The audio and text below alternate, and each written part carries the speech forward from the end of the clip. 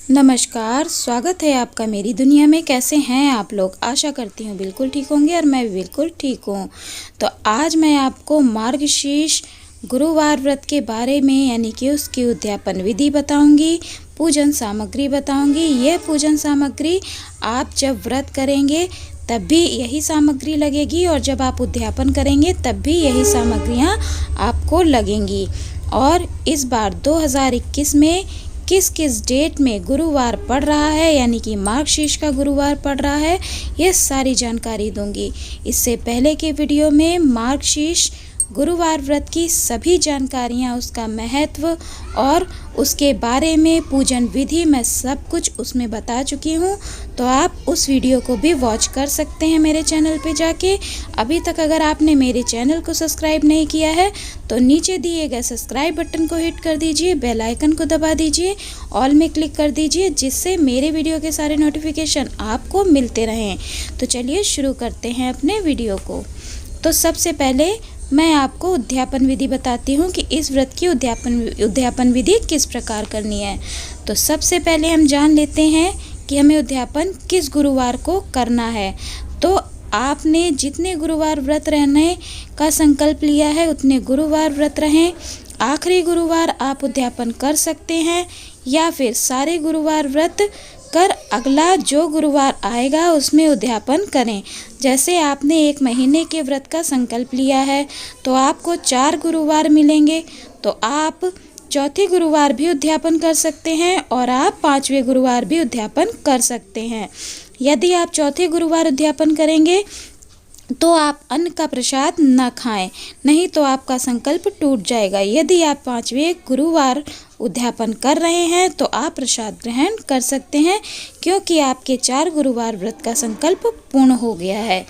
अब आपको इसमें कन्याओं या सुहागिन स्त्रियों को भोजन कराना होता है, तो या तो आप कन्याओं को बुला लें या फिर आप महिलाओं को बुलाएं, क्योंकि वे माता लक्ष्मी का स्वरूप हैं। तो बड़े ही आदर से उनको खिलाना है, उनके पैर धुलाने हैं, हल्दी कुमकुम अक्षत का टीका लगाएं। सबसे पहले विधिवत वैसे ही पूजन करना है जैसे आप करते रहे हैं। इसके बाद आपको सभी सामग्रियां एकत्रित कर लेनी है। श्रृंगार सामग्री, फल, माता लक्ष्मी की कथा की पुस्तकें, हल्दी की गांठ, गोले के टुकड़े करके रख लें और चावल यानी कि अक्षत, बिना टूटा हुआ चावल लेना है। सूखे मेवे जो भी आप उपहार स्वरूप देना चाहते हैं वो सब उतनी ही संख्या में लें जितनी कन्याएं या महिलाएं आपने बुलाई हैं। अब भोजन में आपको खीर पूड़ी खिलाना है। सब्जी भी आप बना सकते हैं, रायता, पापड़, सलाद भी ले सकती हैं, परंतु खीर पूड़ी मेन है तो ये तो आपको खिलाना ही है, बाकी सारी चीज़ें ऑप्शनल हैं। अब सबसे पहले माता का आपको कोछा भरना है।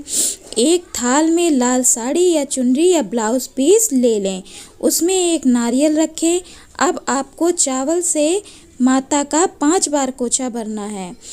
उस चावल में मीठा ज़रूर रखें, जैसे गुड़ या मिठाई।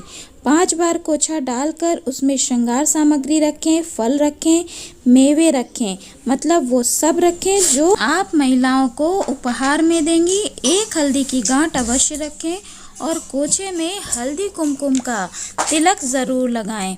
दक्षिणार अवश्य रखें। वह कोछा आप किसी भी ज़रूरतमंद को दे सकते हैं। याद रखें, जितनी बार कोछा भरें वो माँ से अवश्य छुआएं।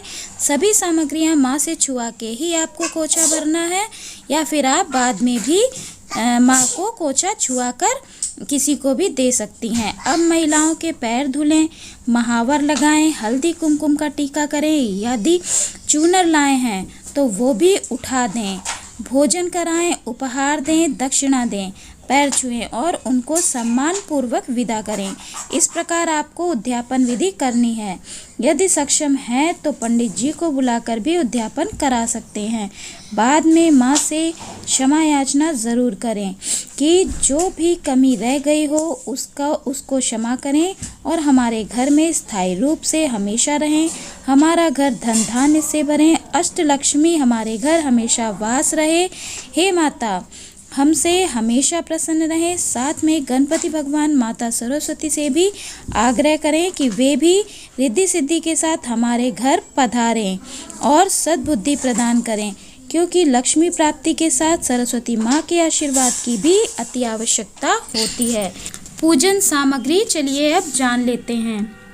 माता लक्ष्मी की फोटो, शंख, एक नारियल, पान के पत्ते, 5 प्रकार के पत्ते, आम, पाकड़, गूलर, पीपल, बरगद, अशोक, पान, इनमें से किसी के भी आप 5 प्रकार के पत्ते ले सकते हैं।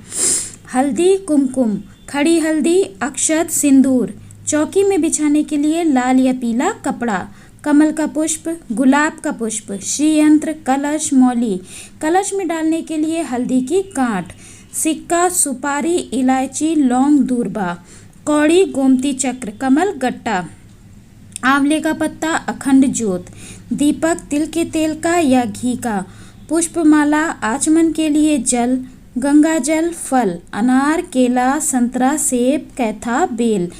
आप इतने फल ले सकते हैं। नहीं इतने मिलते हैं तो आप उनमें से स्किप भी कर सकते हैं, लेकिन अनार आप अवश्य लें, कोशिश करें, क्योंकि माता लक्ष्मी को अनार बहुत पसंद होते हैं। आपको पवित्री रखनी है, अपने को स्वयं को पवित्र करने के लिए और जो भी आपकी पूजन सामग्रियां हैं उनको पवित्र करने के लिए। पंचामृत, दूध की मिठाई, खीर या अन्य भोग, अष्टगंध, चंदन, इत्र, स्फटिक या कमलगट्टे की माला जाप के लिए, कनक धारा और लक्ष्मी सूक्तम की किताब, कपूर, धूप, दीपक, श्रृंगार सामग्री जैसे कि चूड़ी, रंग, सिंदूर, बिछिया, बिंदी, लिपस्टिक, नेल पेंट। इसके अलावा आप और सामग्री भी ले सकते हैं। नया धान भी आपको लेना है, क्योंकि हम धान लक्ष्मी की इसमें पूजा करते हैं, तो नया धान ही आपको लेकर माता लक्ष्मी को चढ़ाना है। पीले चावल, गेरू और पिसा हुआ चावल लेना है रंगोली बनाने के लिए। कलश में पहनाने के लिए लहंगा, चुनरी, कलश को माता लक्ष्मी मानकर उनको श्रृंगार करने के लिए हार, मंगलसूत्र, नथ, झुमकी, चूड़ी, मांग टीका और गजरा इत्यादि जो भी आप ले सकते हैं, क्षमतानुसार माता को उस प्रकार से सजाएं। और जलाने के लिए मिट्टी के दिए क्षमतानुसार लीजिए। केसर युक्त खीर, चावल की या मखाने की। पंचमेवा भोग के लिए और हवन सामग्री आपको लेनी है। हवन करने के लिए दक्षिणा अवश्य ले लीजिएगा, क्योंकि दक्षिणा ही आपके पूजन को संपूर्ण करती है। लोबान लीजिएगा, गूगल लीजिएगा हवन में डालने के लिए।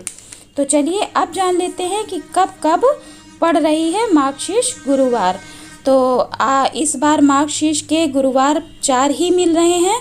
तो पहला गुरुवार 25 नवंबर को पड़ रहा है, दूसरा गुरुवार 2 दिसंबर को पड़ रहा है, तीसरा गुरुवार 9 दिसंबर को पड़ रहा है और चौथा गुरुवार 16 दिसंबर को पड़ रहा है। तो आपको मेरी ये छोटी सी जानकारी अच्छी लगी हो तो मेरे वीडियो को लाइक कर दें, शेयर कर दें, कमेंट कर दें।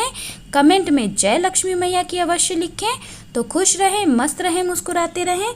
राधे राधे, हरे कृष्णा।